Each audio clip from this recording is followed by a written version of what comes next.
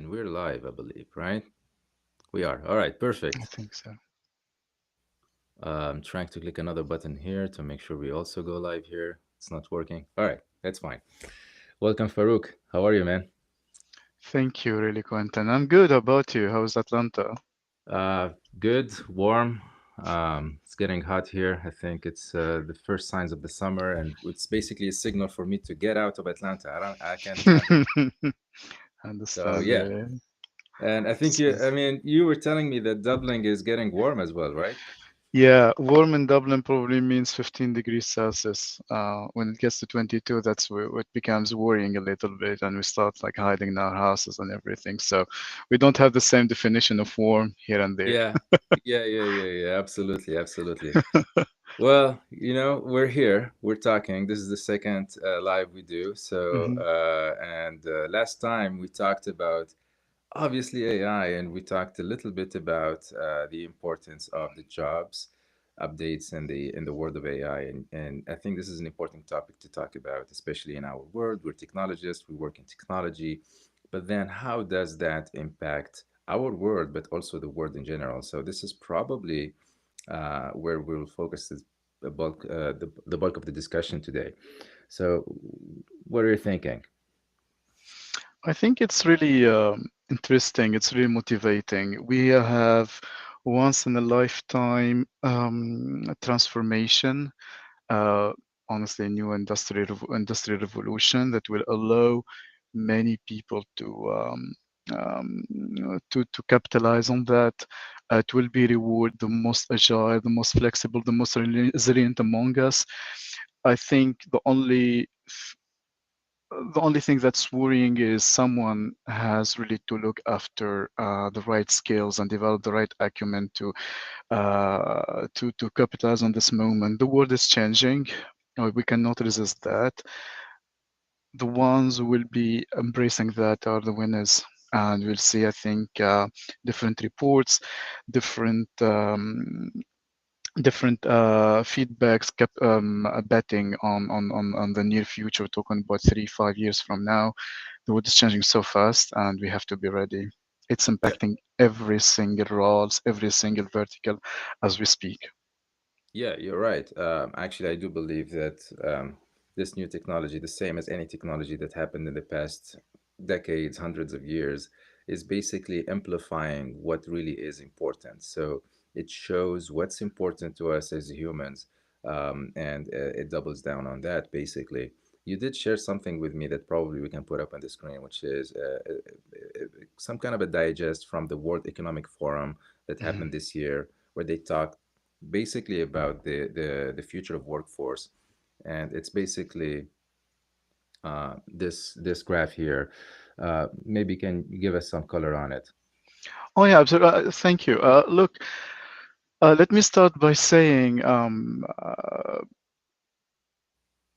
I recently found on Reddit a letter that was sent by the CEO of Fiverr, one of the freelance platforms there, that talks to his team about the how AI is impacting the future, and he summarized it really beautifully. He says it does not matter if you are a programmer or any role, AI is coming, or even including his role as CEO, AI is coming for you. I mean, we must understand what it was considered easy tasks will no longer exist, all right?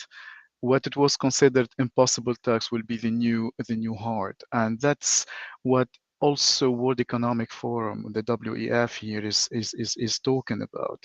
Long story short, although all those jobs, all those roles that you see at the risk column, these are routine, rules-based jobs, and everything from admin to data entry to cashier work, back office processing and finance, even basic legal support and content writing can be fully automated in the next 2 to 3 years.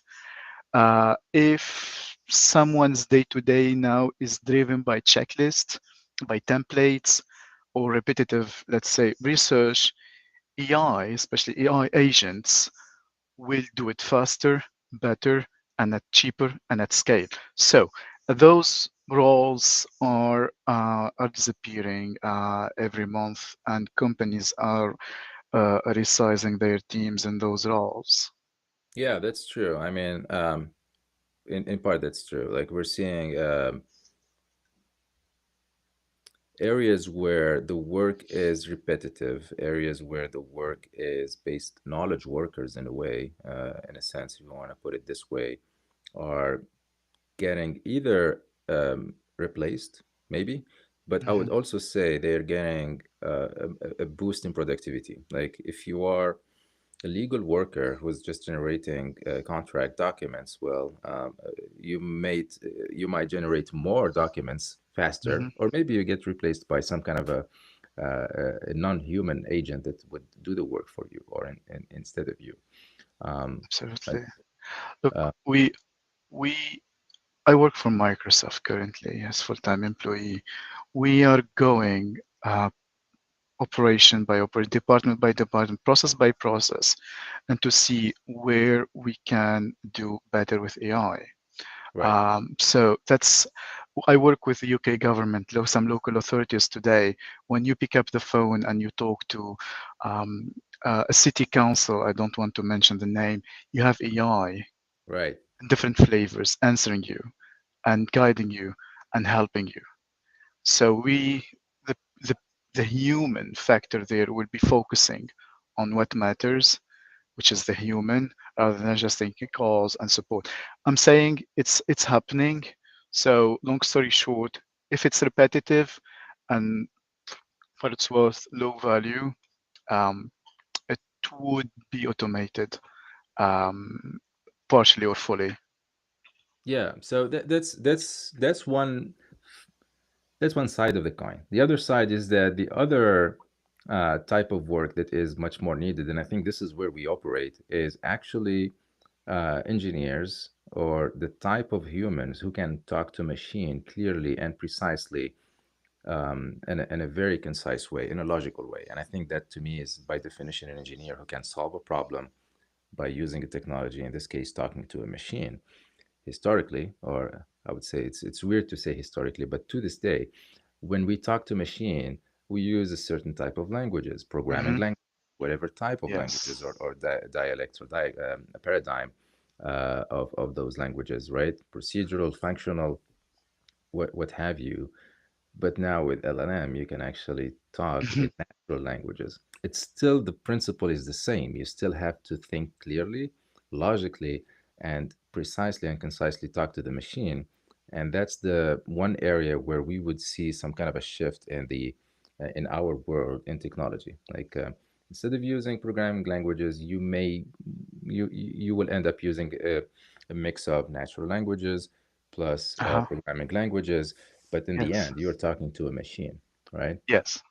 Yes. And for a matter of fact, engineers will get e- uh, will be even more it will be even more honorary or more important title because we are talking about a shift that will bring or open 9 million jobs by 2030. This is according again to the World Economic Forum. 9 million jobs between engineering and other roles, supporting engineering roles in this matter, just artificial intelligence, about automating, about the roles that design, the roles that interpret, govern AI will be exploding. And this is where everyone or most of us will have to Yeah, take a bet. Um, as you mentioned, Quentin, think about machine learning engineers, think about data scientists, NLP specialists who are building those models. right. These are these are the careers that are commanding, I'm pretty sure, top salaries and shaping the next wave of innovation. But that, as you know, you are CEO of bright company there, will need a lot of skills, need a lot of, and skills not just technical, but also soft skills. Um, um, I'm not sure from your point how you are preparing or how your team is getting prepared for this from career standpoint. That's actually a good point. So, in a way, we're redefining what it means to have a technical expertise. right? So technical expertise meant certain things Hmm. in a world before 2022, before 2020. Now it means a little bit more than that. So you need to Hmm. have the fundamental understanding of how things work. That still remains. I think it's very Oh yeah. important for engineers to understand the story behind the transistor and how it led to neural networks and how it led to LLMs and how it led to the Yes. different avenues of intelligent algorithms, symbolic AI and non-symbolic AI. All of those are very important to understand. So I think we're doubling down on first principles. That's for sure. Yeah. The other thing that's very important is understanding why a certain algorithm or a certain machine made the decision. It's not how to make the decision, but why that decision was made. So in a way, um, like having that empathy of understanding what the humans want, translating that into a good language that the machine would understand. Now, assuming that we're using LLMs for this, is very important. And then seeing what the outcome the machine would give you is very important to why did it make that decision? Did I maybe have a wrong input? Is there an output that I missed? If I'm building some kind of a land graph, like what's the missing orchestration or what's the how can we navigate that properly? So I think it's more of a redefinition of a technical expertise, having a good eye on what humans want or what is valuable for humans in Yes. at particular tasks, and being able to convey thoughts clearly, concisely, and precisely. That's still the case. Like as writing elegant code back in the day, we're still Mhm. doubling down on that. Understanding first principles, we're still doubling down on that. But actually, it's amplifying, if I have to say, Yes. the connection with the human. And maybe this is also a good segue to say that the, even though it's faster, you can write code faster, you can write solutions faster. They can probably be not the most influential if they don't solve the human needs. So in a beautiful way. So the difference, if you Yes. think about it, you need to have an elegant, aesthetically elegant solution from a user experience, not an interface, but just the whole experience should be elegant and it should be precise. Yeah, and I love it. I mean, like you putting the right names of roles for everyone on the podcast, and that's really great. I just want to add on that the human nature thing. One of the one of the most critical skills today, and by far it will be in huge demand in 3, 5 years from now, is the human centric strength.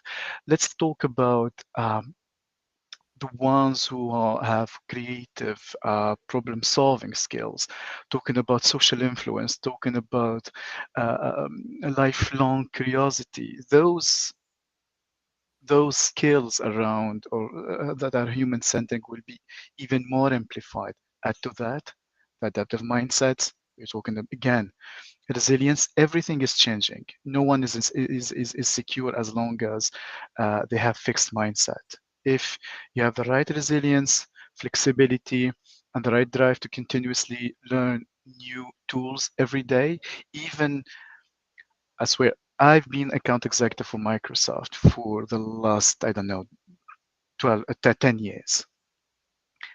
The last year or the last 14 months, I've learned more than the previous 5 years combined in terms of Right, new tools. Everything is changing, right? I have agents helping me write emails. Do not say writing my emails. right, I feel much more empowered. And that's not just me. It's not like me now overshowing or anything. That's the norm now. People are being assisted by AI. They're trying to reach more with AI, and you cannot do that without resilience, flexibility, agility, the drive to learn new tools. And what you have mentioned is really important: technical fluency, AI, big data literacy, cloud, LLM, ops. All of these are really, really important. And those of us will have career there. Probably that would be the new gold, Yeah. now and definitely in the very near future. Yeah, I believe that truly. This is actually in part what we're doing here in Syntaxia. So we're seeing like the kind of problems we're solving is implementing semantic layers on top of various data sources. Like, okay, so we are using some intelligence to help us convert Mhm. from legacy systems that are used to, I believe, like one of our clients had most of their data in different transactional databases or analytical databases in SQL Server or in transaction time series databases and so on and what have you. And they have all the code written in procedural language, which is very hard to understand the intent of what that code does, of what that business logic does. So it's not AI friendly in a way, right? So AI cannot understand intent from just transactional data purely. It may give you some basic understanding, but it's not deterministic.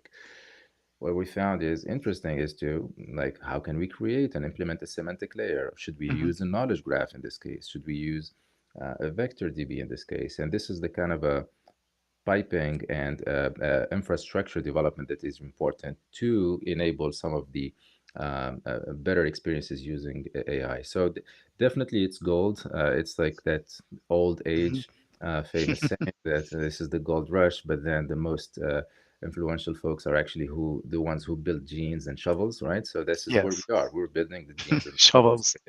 to enable Love for it. that, right?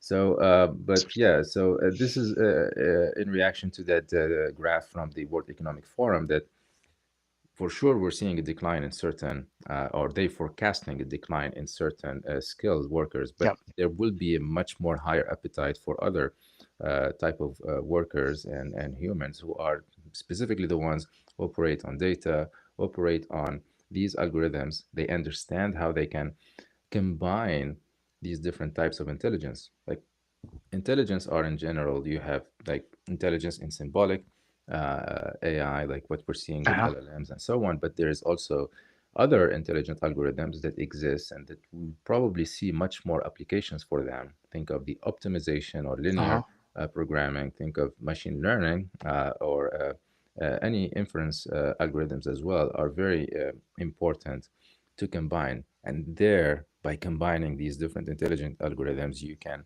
have a much better experience for the humans.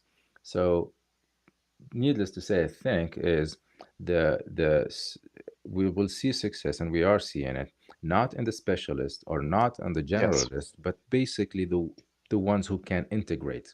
The integrators Yes. are the ones who will see their future here, and I think this is the present right now, anyway. It Right? is. It is. It is, and it's big. Um, we will hear about more and more um, companies who are shifting their businesses, implementing those AI. Some of them are shy, some of them are vocal about it, but we are getting there. Yeah. You work in IT. As a CEO, you're dealing with probably hundreds of companies. Myself, handling the government side, I'm seeing it, I'm hearing their concerns and what they want to do and they want to achieve. AI is there. AI, and AI will continue to be will continue to will be there for the foreseeable future, reshaping careers. Would you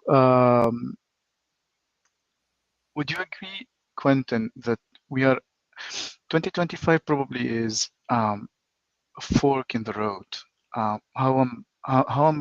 What I'm trying to say here is, for those of us who are listening, especially, if they are doubling down on routine tasks, if they are doubling down on easy jobs, easy tasks, we they are risking obsolescence.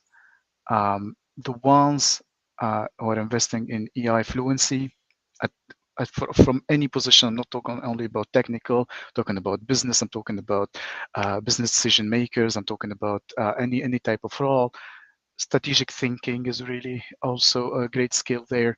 And the soft skills the machines cannot replicate will thrive and will have a bigger say in the near future in their organization or their own businesses. What do you think there, Quentin? Look, so the this technology is just a very strong amplifier.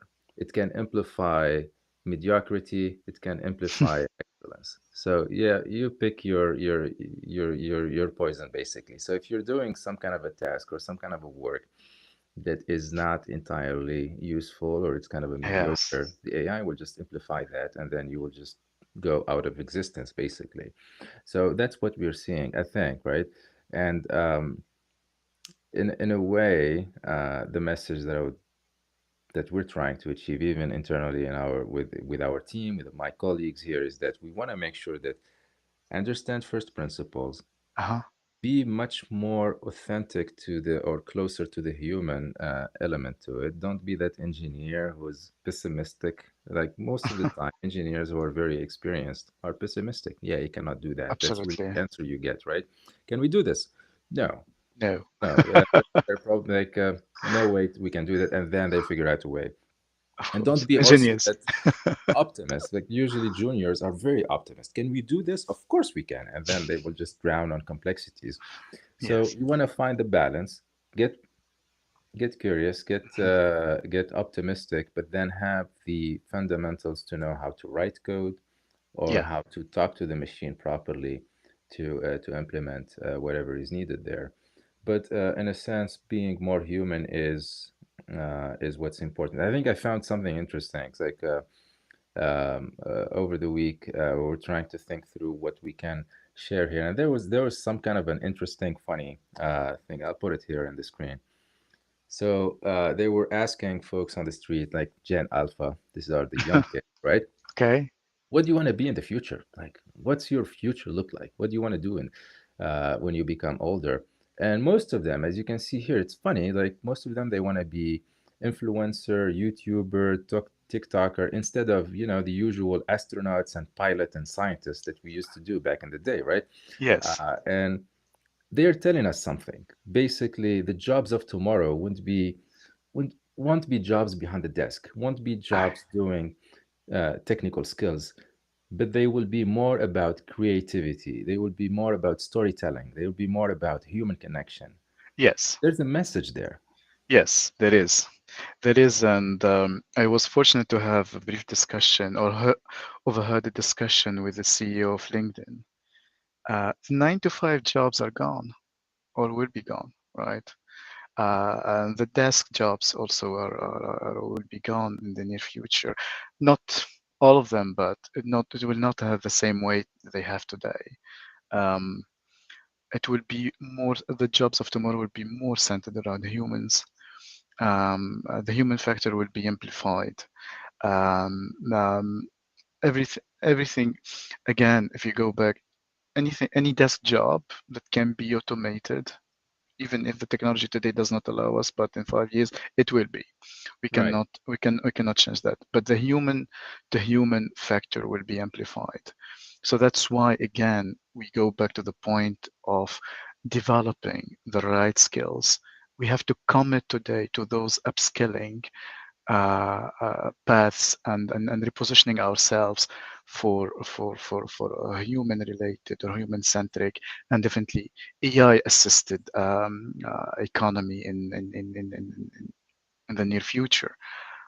It's happening again. It's hitting us. Some of us will be moved to new roles. Some of us they have their own roles slightly changing, but it will open a lot of opportunities. And again, I do believe it will be gener again we'll have a window for generational wealth transfer.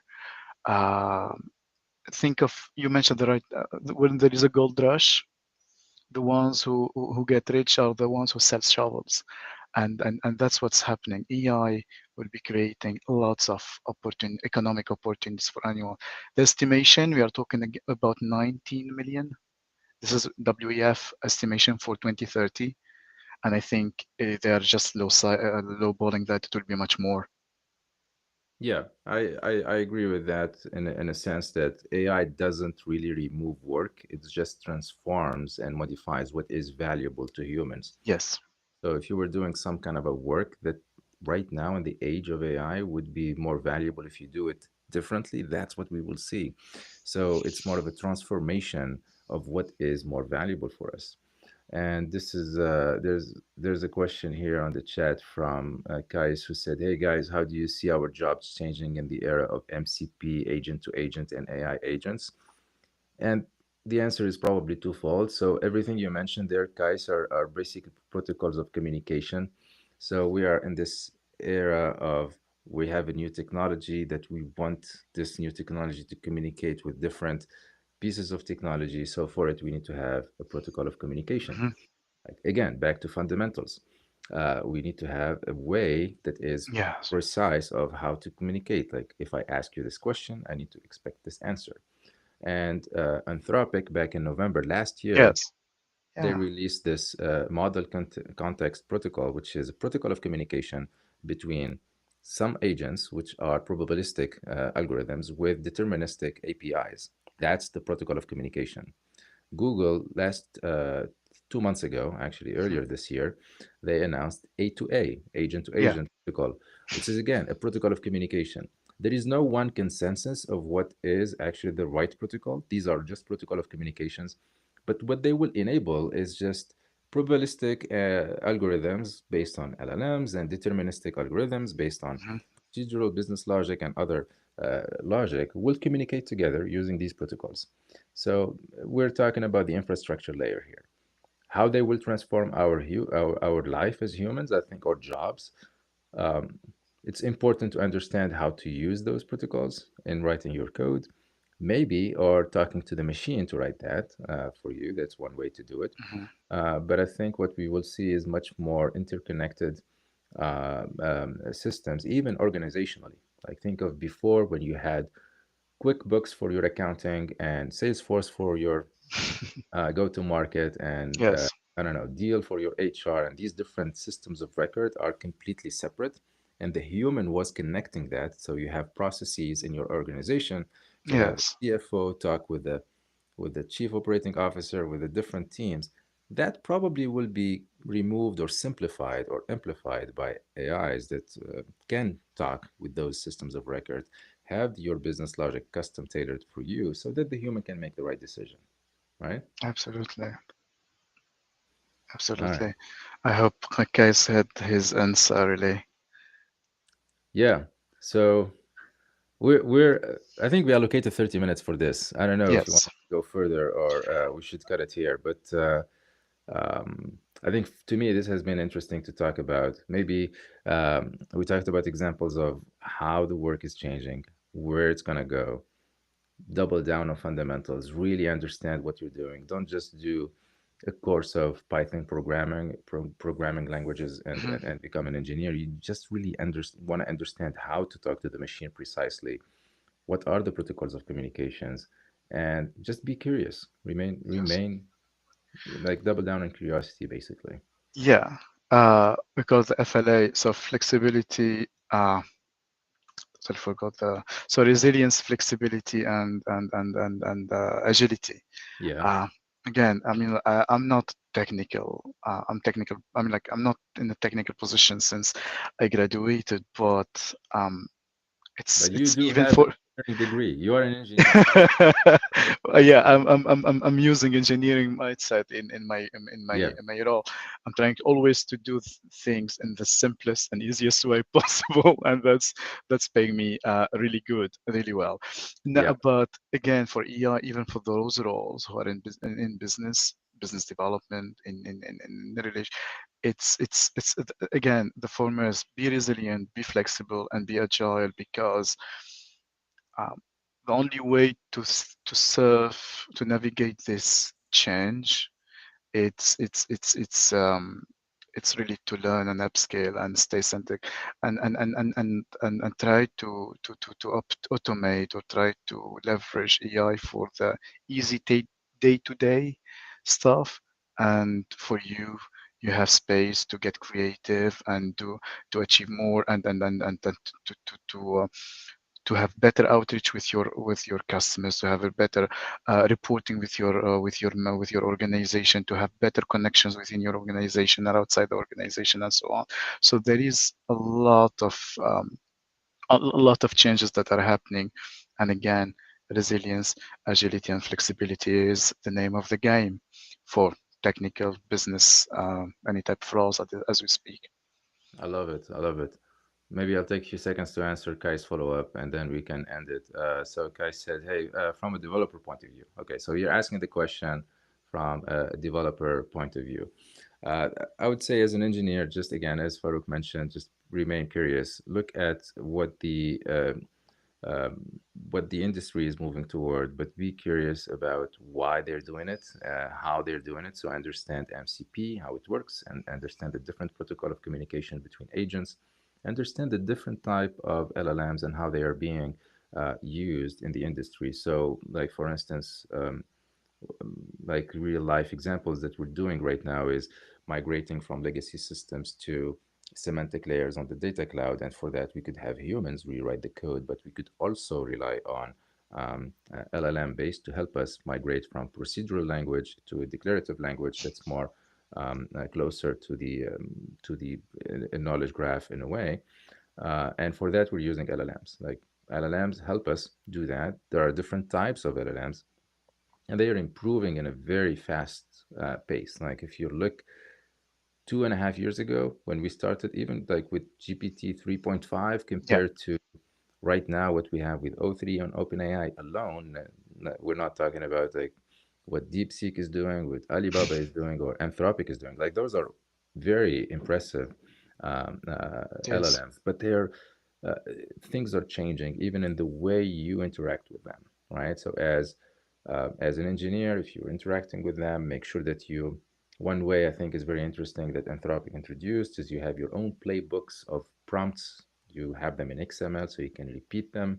OpenAI went through that and allowed you to use those playbooks to distill your engine and your agent, or if you're writing that agent based on an LLM, you can have it based on a distilled version of the LLM, or if you want to do fine tuning based on your data set. All of those are techniques that allow you to make the probabilistic agent much more deterministic, but Hmm. still, you still have the responsibility to guarantee that the response is correct, especially in a field or a domain that requires that correctness, right? So not in a creative work, think of in a medical space, think in the engineering machinery space, you want those responses to be as accurate as possible. So understanding the protocols of communications, understanding the heart of these systems is a good starting point. Love it. Thank you. Love it. All right. Well, there you have it, folks. This was a quick 30 minutes with Farouk. Thank you, sir. And let's keep doing these, and maybe we can talk about something interesting next week as well. Maybe someone puts a comment anywhere in any platform, or they want to, if they have any question, we can develop on that in the next podcast, hopefully. That's a good one. Quentin, Yeah, that's a good one. Yeah, please ask questions. That would help us a lot. Thank you. Quentin, thank you again for having me. It was lovely to see you again and to hear from you. Very insightful as usual. Thank you, my friend. All right. Bye.